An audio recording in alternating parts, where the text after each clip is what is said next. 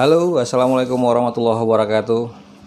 Welcome back to my channel. Wes, keren ya, kayak youtuber yang sudah keren-keren itulah. Gimana kabarnya? Mudah-mudahan masih sehat walafiat, tetap dalam lindungan Allah Subhanahu Wa Taala, Tuhan yang Maha Kuasa, Tuhan yang Maha Esa.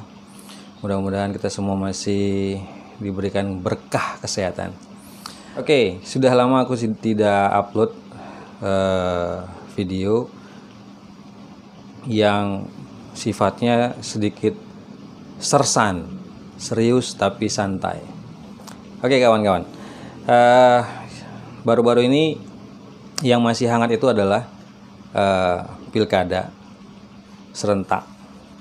Berapa? 230 apa 270 kabupaten kota ya, seluruh Indonesia. Kemudian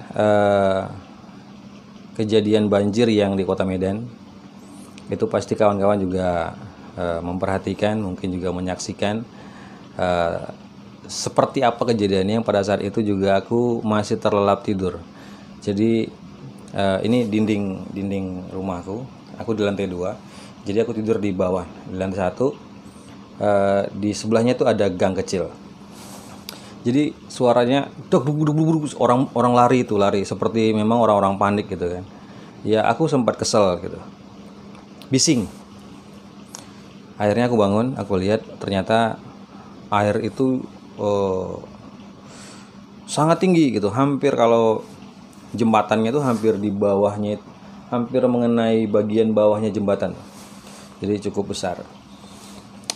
Jadi aku berapa hari ini aku nggak fokus dengan konten YouTube.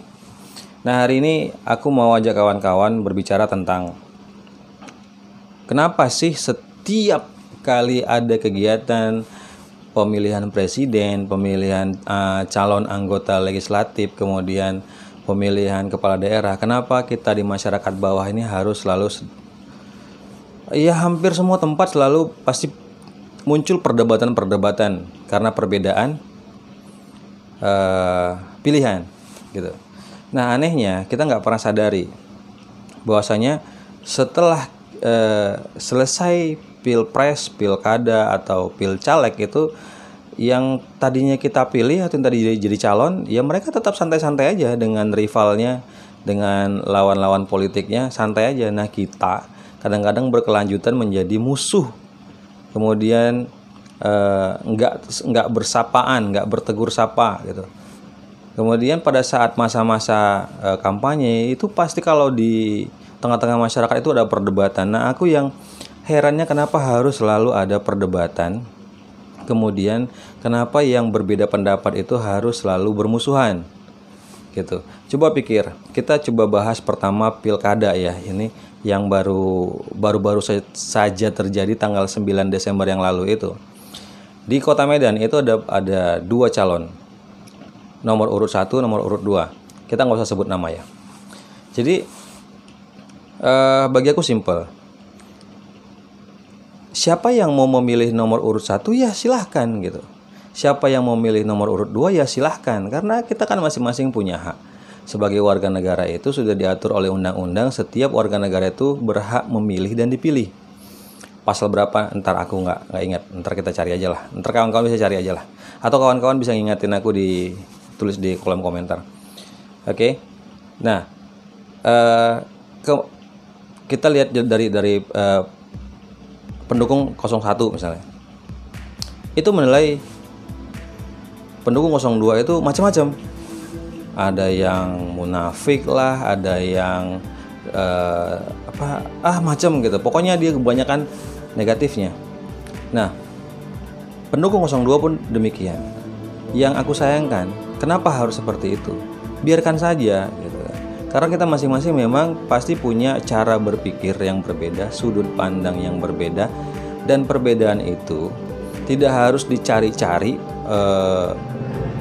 titik lemah, titik kesalahan, atau memang seolah-olah kita yang paling benar, kita yang paling pintar gitu. Jadi harusnya pada saat sedang berlangsungnya pesta demokrasi ini, ya kita tetap aja bersahabat. Memang seandainya memang kita sudah menjadi menjalin sebuah persahabatan, tetap aja bersahabat gitu. Nggak usah harus sibuk dengan mengomentari pilihan-pilihan orang.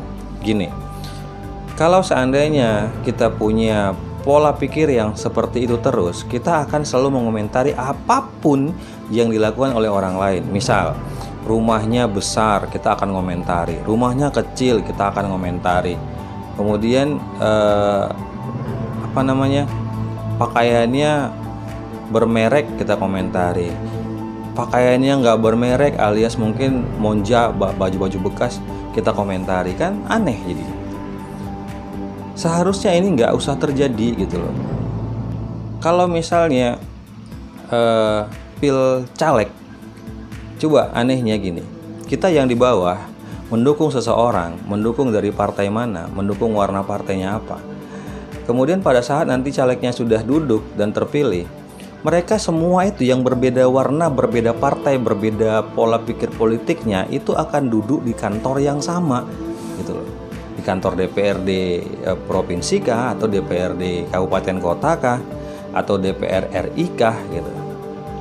Nah, kita terus gontok-gontokan yang di bawah ini, masyarakat di garis menengah ke bawah lah ya gitu, mendukung ini, mendukung ini, mendukung itu.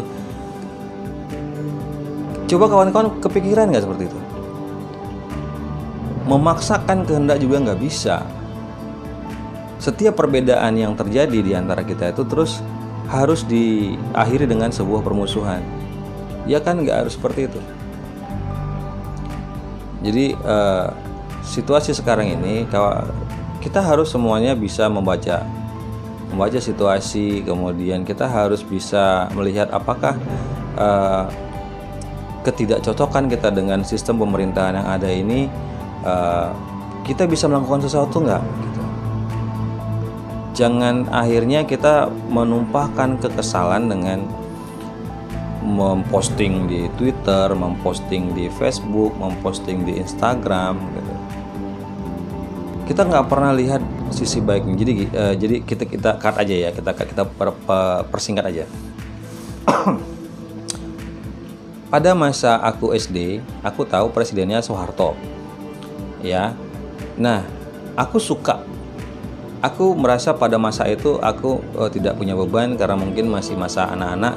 Kemudian tumbuh, aku merasa tidak ada apa-apa gitu. Ya, di pemerintahan itu semua baik-baik saja, di tengah-tengah masyarakat semua itu baik-baik saja. Dan partainya pada saat itu hanya ada 3, PDI, P3, Golkar, ya kan? Tapi setelah aku kuliah gitu, ada 98 itu ada yang demo mahasiswa minta Soeharto turun dari jabatannya. Terus aku berpikir, kenapa sih Soeharto harus diturunkan?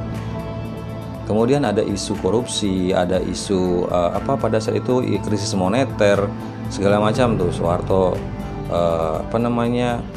mau dinasti, mau apalah macam-macam gitu ya. Ternyata ada yang suka dengan Presiden Soeharto dan ada yang tidak suka dengan Presiden Soeharto. Nah, pada saat itu aku suka. Tapi di berita yang lain, kemudian di sejarah-sejarah sebelum aku mengerti tentang tentang situasi pada saat itu ya ternyata ada yang suka dan tidak suka. Kemudian berganti presiden pada saat itu almarhum Gus Dur, kalau nggak salah. Setelah Soeharto itu setelah Soeharto itu B.J. Habibie. Ya, B.J. Habibie aku sih merasa itu biasa-biasa aja, nggak ada terlalu bergejolak pada saat itu. Kemudian berganti dengan almarhum Gus Dur. Nah, pada saat Gus Dur menjadi presiden negara ini, ternyata ada yang suka dan tidak suka gitu. Lah, ini anehnya kan, ini kan presiden yang dipilih. Terus selalu ada saja yang buat situasi itu jadi seperti kurang kondusif pada saat itu.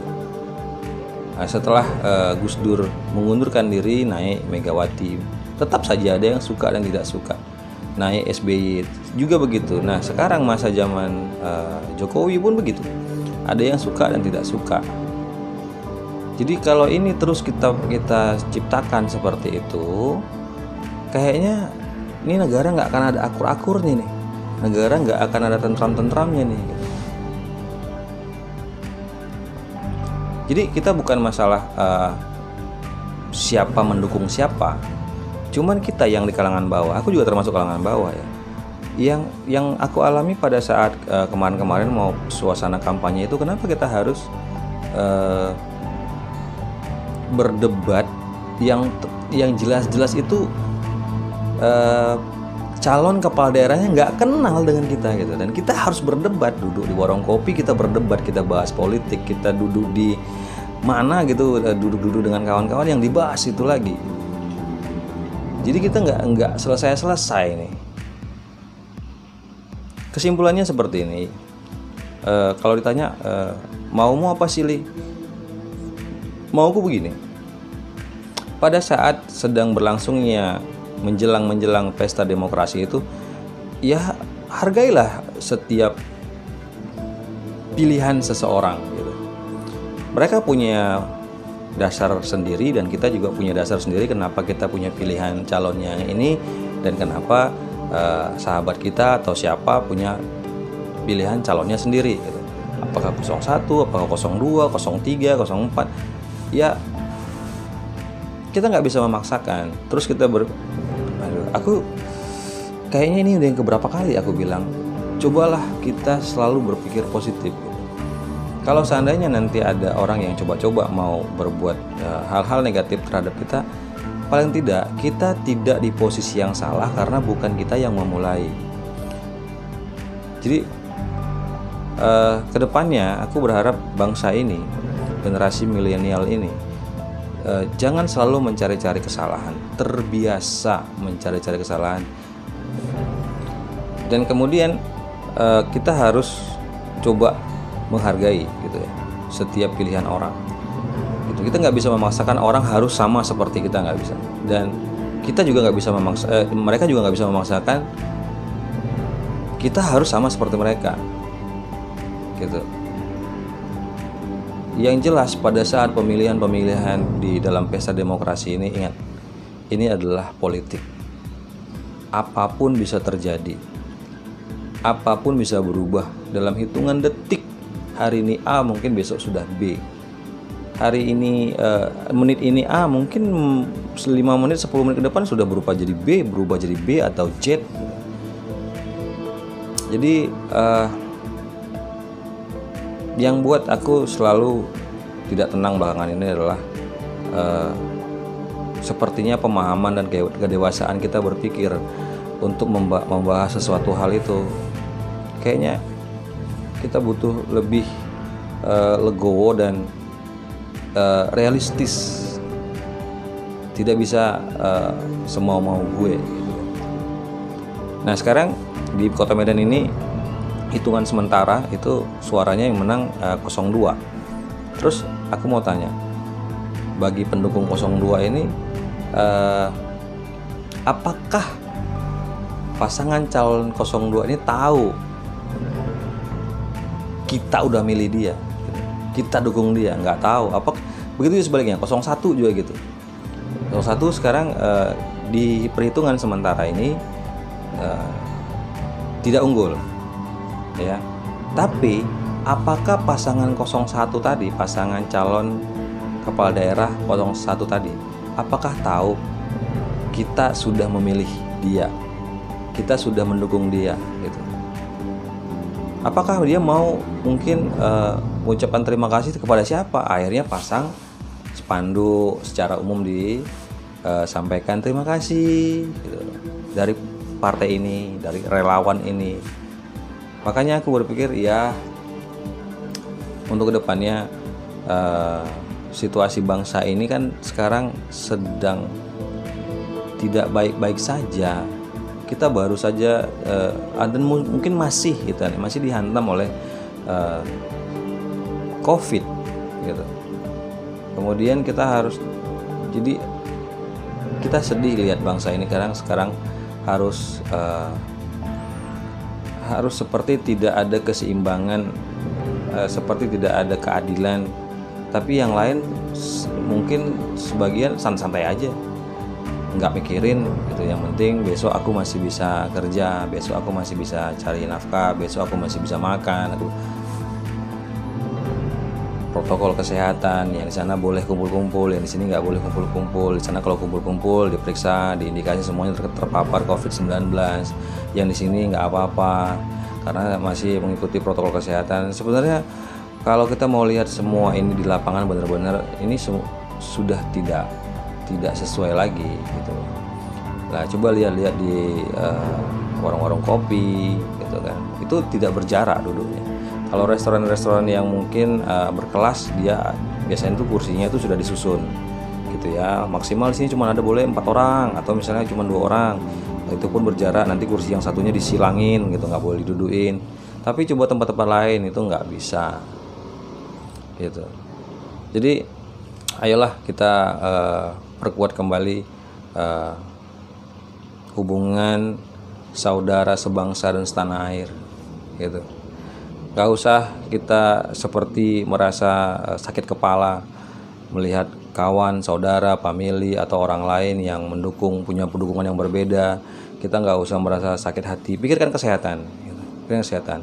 Satu yang aku ingin benar-benar sampaikan ke kawan-kawan adalah apapun mungkin kita punya cara yang berbeda, kita punya pola pikir yang berbeda, dan aku yakin semuanya ingin yang terbaik dan menuju yang lebih baik. Tapi pada saat itu ingat satu hal, kita manusia hanya bisa berencana, Tuhan yang menentukan. Nah, situasi bangsa Indonesia saat ini, kita lihat banyak orang yang ingin merubah, banyak orang yang mulai kurang cocok dengan sistem, ada yang masih mendukung dan masih ada yang mengomentari, kritik gitu kan. Tapi sistem ini tetap berjalan seperti ini terus. Apakah kita lupa bahwasanya satu hal lagi, ini semua sudah ketentuan dari Yang Maha Kuasa gitu. Kita lihat kejadian siapa kemarin yang Buton ya, Pak Buton, aku lupa nama aslinya. Kemudian kita kalau bahas ini luar biasa gitu ya, ini luar biasa memang. Tapi paling tidak kita tidak usah memaksakan diri harus sistem ini harus berubah gitu. Ingat ya, untuk merubah sesuatu seperti apa yang kita inginkan, kita butuh kekuatan dan kekuasaan. Kita punya kekuatan, nggak punya kekuasaan, kita nggak bisa merubah apa yang sudah terjadi menjadi yang kita inginkan. Kita punya kekuasaan tapi nggak punya kekuatan, itu kita akan dibantai habis. Dan kekuasaan itu mungkin akan makan kita, senjata makan Tuhan. Terima kasih sudah menyaksikan video saya, Bang Ali The Coach. Assalamualaikum.